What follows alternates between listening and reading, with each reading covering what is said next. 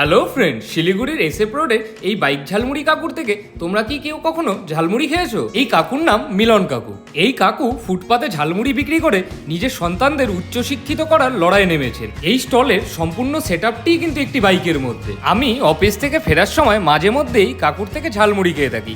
মধ্যবিত্তের দৈনন্দিন জীবনে রোজ রোজ ক্যাফে বা রেস্টুরেন্টে গিয়ে খাওয়া সম্ভব হয় না, তখন কিন্তু এই স্ট্রিট ফুডগুলোই আমাদের একমাত্র ভরসা। আর মুড়ি হলো বাঙালির সব থেকে ফেভারিট অপশন। আজকে আমি যেটা খাচ্ছি সেটা হলো মশালা ভেলমুড়ি। এখানে ঝালমুড়ি ছাড়াও পাপড়ি চাট, ওয়াই চাট, বাটাটা পুরি এগুলোও পাওয়া যায়। কাকু যেটাই বানায় সেটার মধ্যেই একটা সিক্রেট চাটনি দেয়, আর ওই চাটনিটাই কিন্তু ম্যাজিকের মতো, যার জন্য সবকিছুই এত টেস্টি হয়। এরকমই ছোট ছোট স্ট্রিট ফুড মেকারদের পাশে শিলিগুড়ি ক্রেজি ট্রাভেলার্স সবসময় থাকবে।